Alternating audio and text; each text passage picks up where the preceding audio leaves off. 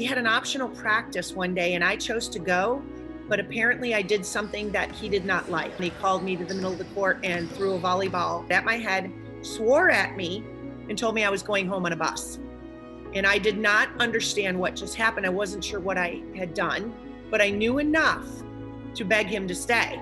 In the morning, I was told that he relented, I could go with, but I had to ride the equipment van all the way to New York. So all my friends were in the other van and I was in the equipment van. When I got to New York and I was told I was going upstairs to meet with him again, I went upstairs very scared. He told me there, you're not like everybody else. You have higher goals and you need to trust me and you need to do everything I tell you to do without questioning me. And he leaned over and kissed me. That was the start of my grooming. The Thomas P. Doyle Whistleblower Award honors those who have changed the world by blowing the whistle on institutions that put children at risk. Sarah Powers Barnhart was one of the first athletes to blow the whistle on a predator in youth athletics. She came forward in 1996 and told her story to Sports Illustrated. She has been fighting ever since to keep children safe in sports. I met Sarah when I was in high school training with my club team. Little did I know that we were both victims of the same abusive coach that was in the gym day in and day out with us. She was a victim ahead of me. When you have something horrific that bonds you, it's like a bond for life. My parents didn't know. Nobody knew. I didn't talk about it with my friends. This was all a secret. I saw the way that he was looking and treating another girl, and all of a sudden it hit me. And I thought to myself, oh my gosh, I am not the only one that he did this to. And I went to counseling, and the counselor said, I gotta report this guy. That's when I said, no, you know what? I'm gonna do that. I'm gonna report it. Julie was ready to come forward and asked others to join her. Sarah and Christine agreed. We reported it to USA Volleyball, and they decided to have a hearing. Back then, there wasn't a lot of support. The statute of limitations was very short. He raped us in a few years past. How is it okay that we can't legally do anything about that? Your first time coming forward is terrifying. You feel shame. You feel like you want to run and hide.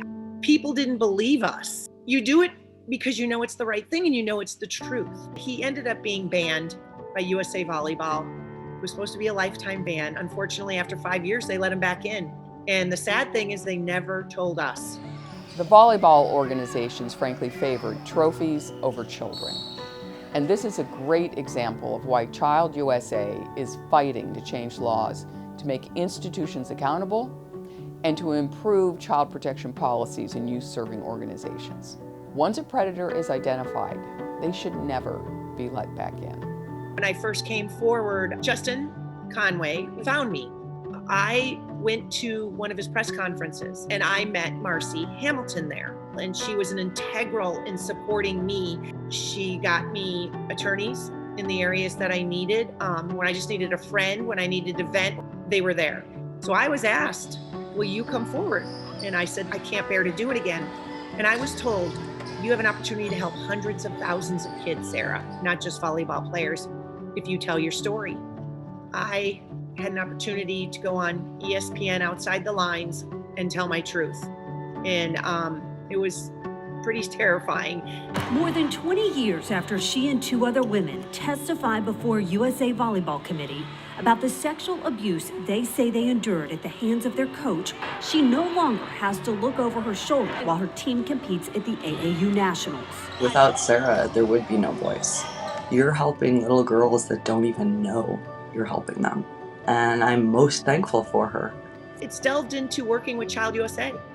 They give me peace in my heart that there is help for present and future athletes that are having issues. And I want to do whatever I can to be an advocate for Child USA because I believe in them wholeheartedly.